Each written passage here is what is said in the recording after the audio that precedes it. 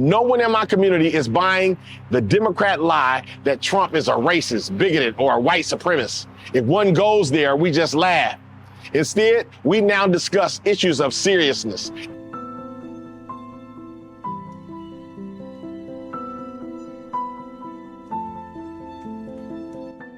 Hello, America. I'm Pastor Corey Brooks. From the Southside of Chicago to the nation's capital, this is Rooftop Revelations.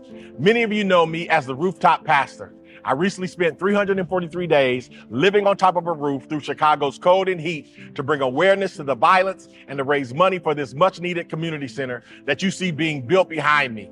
And because of the many donations from Americans just like yourself, we are raising the needed funds for this glorious leadership and economic community center. We aim nothing less than the full transformation of Chicago's most violent block, O Block, into Opportunity Block.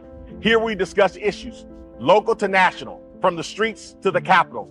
For you who have been on the journey with us, welcome back. And if this is your first time watching Rooftop Revelations, we're glad you're joining us for this latest edition of Rooftop Revelations. The election of Donald Trump to the highest office in the land was a vindication of sorts for me. I live in the Democratic stronghold of Chicago, and its hold is even stronger on the south side of Chicago where my church is. Democrat policies have choked our community for the last 70 years. We have been given one policy of dependency after another that asks for nothing in return. Too many of us have lived off the government from cradle to coffin, and they believe that it's what America is. We are told we are victims without an expiration date. But victims of what? White supremacy? I've never seen the KKK march down King Drive. I've only seen Democrats around. I've seen how they say sweet things that result in yet more dependency. I've seen how they tell us we need this and that because we're victims. I've seen how members of my community demand justice, which means even more funding for policies of dependency. I refuse to be blinded to or corrupted by this process. I also refuse to be blind myself to the reality that the Democrats are the ones who are truly victimizing us. That is why I've embraced the conservative values of Shelby Steele, a native of my area, and Thomas Sowell as my guiding lights. I've applied their universal principles of uplift, personal agency, responsibility, and accountability to my everyday teachings in my neighborhood. The results have been remarkable, but shouldn't really come as no surprise.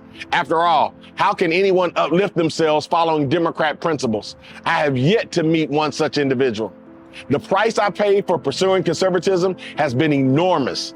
And that is why it was gratifying to see America elect Trump as our president. I'm not the only one on the South Side noticing this. In 2016, 12.41% of Chicagoans voted for Trump. In 2024, that number increased to 22%. Not only that, no one in my community is buying the Democrat lie that Trump is a racist, bigoted, or a white supremacist. If one goes there, we just laugh. Instead, we now discuss issues of seriousness, education uplift, violence reduction, small business prosperity, and on and on. Most of all, we talk about how much the Democrat culture of dependency robbed us of our souls and how proving our self-worth through jobs, providing for family, and being a good neighbor enriches our souls so much more. Today, I've become a leading voice of conservatism in my community and in larger America as well. I did not ask for this. I simply believed it was the right way forward, and the change we are seeking is slow, but quite remarkable. Just the other day, we raised our very first steel beam, a 20,000-pound symbol of hope and transformation for our $40 million community center that will open this coming summer. It may not seem like a big deal to most, but it is to a community that has not seen any building in the last 70 years, only the decline of human souls and building infrastructure. Though Trump is now president, our work is far from done. A president is only as good as his people, and I promise to carry on with my work on the south side of Chicago. It is my hope that by the end of Trump's term, I will be able to say that we have changed the south side in all aspects for the better. That is my promise, and I intend to keep it. God bless you, and God bless America. This has been another Rooftop Revelation.